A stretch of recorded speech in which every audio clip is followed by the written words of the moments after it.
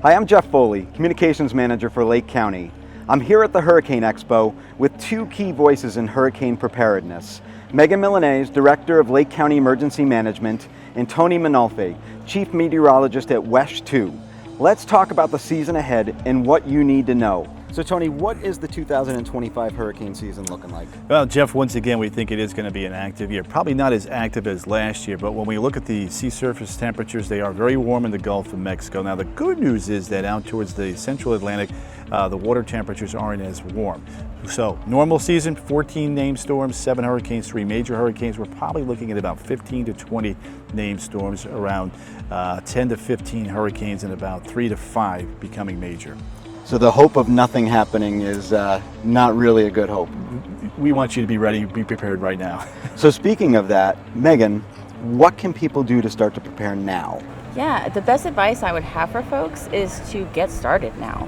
Don't wait until something is ready for us out there in the ocean. Get your kit started. Make sure that you're communicating your plan with your friends and family. And if you can, sign up for Alert Lake so that you get alerts directly to your phone whenever we have a situation that might be an emergency or disaster throughout the county.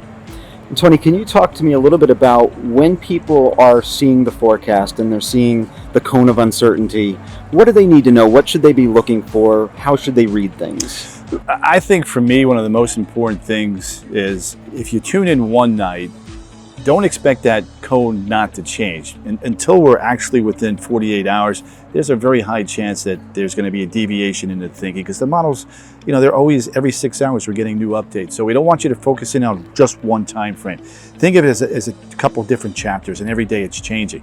You have to stick with it.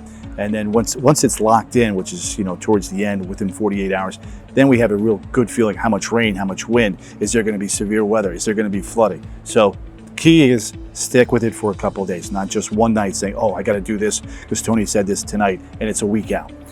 Megan, what are some of the bigger mistakes you see people make as they're preparing for hurricane season? I think the biggest thing is just waiting too long to prepare.